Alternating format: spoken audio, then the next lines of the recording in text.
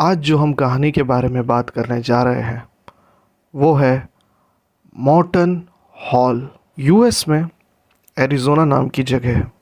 Arizona में एक university campus है जिसका नाम है मॉर्टन हॉल। यहाँ अजीबोगरीब घटनाएं घटती रहती है। वहाँ रात में अजीबोगरीब आवाज़ें आती हैं, जैसे किसी के फुसफुसाने की, तो कहीं हॉल के तहखाने में बने पुराने ज़माने के पाइप्स को बजाने की, तो कहीं किसी लड़की के हंसने की। नॉर्थ मॉर्टन हॉल, ये इसका एक और नाम है। इसको 1913 में बनाया गया था और 1918 में इसे लड़कियों के छात्रावास की तरह इस्तेमाल किया जाने लगा, यानी कि हॉस्टल की तरह। इस हॉल में तब से अजीब व गरीब चीज़ें होना शुरू होती है जब यहाँ कैथी नाम की लड़की की मौत होती है। 1950 की बात है, जब यहाँ 19 साल की कैथी इस बात का इंतज़ार कर रही थी कि कब उसके माता पिता, उसके पेरेंट्स उसे क्रिसमस की छुट्टियों में घर ले जाएंगे। कैथी के सेमेस्टर पूरे होने से पहले उसे उसके माता पिता फ़ोन करते हैं। उसके माता पिता उसको बताते हैं कि वो दिवालिया हो चुके हैं, उनका बिजनेस पूरी तरह से डूब गया है और वो लोग बहुत कर्ज में डूब चुके हैं। वो कैथी को अपने साथ नहीं ला सकते। कैथी ये सब सुन के दुखी हो जाती है। अब उसे मॉर्टन हॉल में अकेली छुट्टियां मनानी पड़ेगी।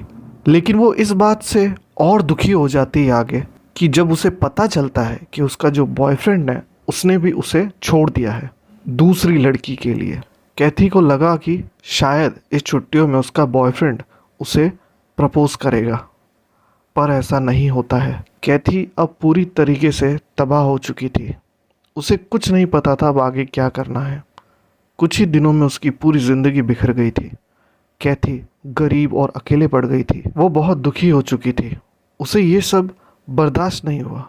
वो अपना पसंदीदा नीले रंग का नाइट गाउन पहनकर हाथ में रस्सी लेकर चल पड़ती है हॉल के अटारी की तरफ, और पानी की पाइप में रस्सी बांधकर वो आत्महत्या कर लेती है। 2 दिन बाद उसकी डेड बॉडी वहाँ के काम करने वाले कर्मचारियों को मिलती है। हॉल के बेसमेंट में 2 महीने बाद एक मरे हुए बच्चे की लाश मिलती है। अनुमान लगाया जाता है कि कैथी का ही ये बच्चा था और उसके बॉयफ्रेंड को ये पता चल गया था कि कैथी प्रेग्नेंट है, इसलिए उसने कैथी को छोड़ दिया था। कैथी का भूत आज भी मॉर्टन हॉल में भटकता रहता है।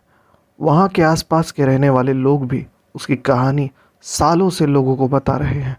वहाँ पढ़ने वाले स्टूडेंट्स भी कैथी के भूत को देखने की बात बताते रहते हैं। अक्सर वो भूत अटारी की तरफ जाने वाली सीढ़ियों के पास दिखाई देता है, जहाँ कैथी ने खुद को फंदा लगा लिया था। और अक्सर वहाँ पढ़ने वाले स्टूडेंट्स को रूम नंबर 200A, जिसमें कैथी रहा करती थी, उसके पास भी कुछ अजीब चीज़ें महसूस करते हैं। कुछ को वहाँ पे भूत दिखाई दिया है। देखने वालों का कहना है कि उन्हें हमेशा एक लड़की अपना नीला नाइट गाउन पहने वहाँ दिखाई देती है, जिसे उसने अपनी आत्महत्या की रात को पहना था।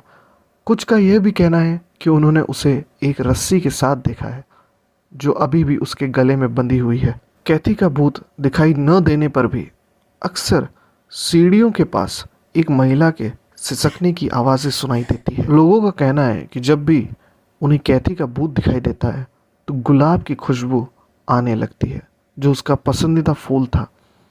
स्टूडेंट्स का यह भी कहना है कि उसके भूत के होने पर दीवारों पे अजीब सी गुलाबी चमक आ जाती है। गुलाबी उसका पसंदीदा रंग था। भले ही एक भूत का सामना करना आमतौर पर एक भयानक अनुभव होता है, लेकिन वहाँ के स्टूडेंट उसे उतना खतरनाक नहीं मानते हैं। भले ही वे सीधे कैथी के भूत से न मिले, फिर भी वहाँ के स्टूडेंट्स को कुछ अजीब अनुभव होते हैं।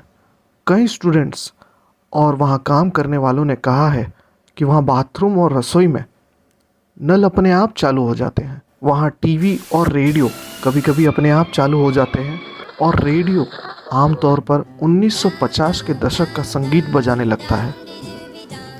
कुछ लोगों को अपने दरवाजे के बाहर या अपने कमरे के अंदर किसी के कदमों की आहट सुनाई देती है। वहाँ पढ़ने वाले बच्चों के सोते समय उनके बिस्तर से उनके तकिए के कवर फट गए हैं। कई बार बच्चों का कहना है कि जब वो आसपास होती है तो उन्हें पता चल जाता है, क्योंकि वहाँ की जो रोशनी है वो अपने आप टिमटिमाने लगती है। जिस जगह पे कैथी ने आत्महत्या करी थी, उस अटारी में, उस जगह पे अभी तक पेंट नहीं हो पाया है, क्योंकि जब भी पेंट किया जाता है तो वो अपने आप उखड़ जाता है।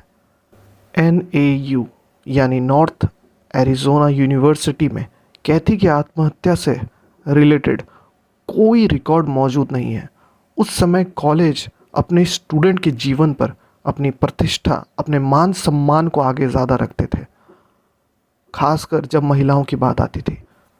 यानी यूनिवर्सिटी ने उसकी आत्महत्या पर पर्दा डाला और उसकी मौत को छुपाने की कोशिश की, ताकि किसी को भी इसके बारे में कभी पता न चल पाए। कैथी की कहानी 1992 के बाद सामने आती है, जब वो महिला कर्मचारी जिसने कैथी के लाश को पहली बार देखा था, सबको ये बताती है कि कैसे ये यूनिवर्सिटी उस लड़की की कहानी को छुपाने की कोशिश कर रहा है। ये एक कारण हो सकता है कि क्यों कैथी की आत्मा अभी भी मॉर्टन हॉल को परेशान करती है। हालांकि कैथी के बारे में सबको पता चल जाता है कि वो एक अच्छी स्टूडेंट थी, एक अच्छे महान भविष्य के रास्ते पर आगे बढ़ रही थी, और कुछ ही दिनों में उसका जीवन बिखर गया।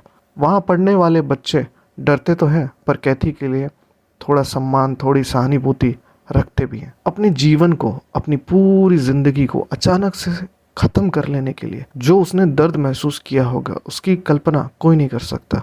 लेकिन हो सकता है कि उसकी सच्चाई लोगों के सामने आने के बाद उसकी आत्मा को कुछ शांति मिली होगी। कहानी अभी ख़त्म नहीं हुई है। कुछ समय बाद पता चलता है कि मॉर्टन हॉल के नीचे जो पुराने ज़माने की टनल थी, उसमें एक कपल की डेड बॉडी मिली थी। मालूम चलता है कि वो दोनों वहाँ एक दूसरे से मिलने गए थे और वहाँ प्यार में डूबे थे कि तभी वहाँ की पानी की बड़ी पाइपलाइन फट जाती है, जिससे वो टनल में बह जाते हैं और मर जाते हैं। कुछ स्टूडेंट्स ने ये महसूस किया है कि रात को तहखाने में जो सुरंग है उसमें किसी की आवाज़ आती है। उन्हें इमारत के नीचे हंसते, खिलखिलाते, कराहने की आवाज़ें सुनाई देती है। उन्हें पानी के पाइप को पीटने की आवाज़ें आती है। अब ये एक मामूली कैंपस की तरह इस्तेमाल किया जा रहा है, लेकिन अभी भी कई सवाल है जिनके जवाब नहीं मिल पाए हैं। आखिर क्यों कैथी की आत्मा अब भी भटक रही है? क्यों लोगों को तहखाने में जाने से डर लगता है? आखिर क्यों स्टूडेंट्स गुलाब की खुशबू के साथ कैथी को महसूस करते हैं? रात को आखिर कौन पाइपों को पीट के आवाज़ करता है? अभी भी ऐसे कई सवाल हैं जिनके जवाब जानने बाकी है। तो ये थी एरिजोना के मॉर्टन हॉल की कहानी। आगे मिलते हैं किसी नई जगह, किसी नई कहानी के साथ। तब तक के लिए धन्यवाद। मिलते हैं छोटे से ब्रेक के बाद।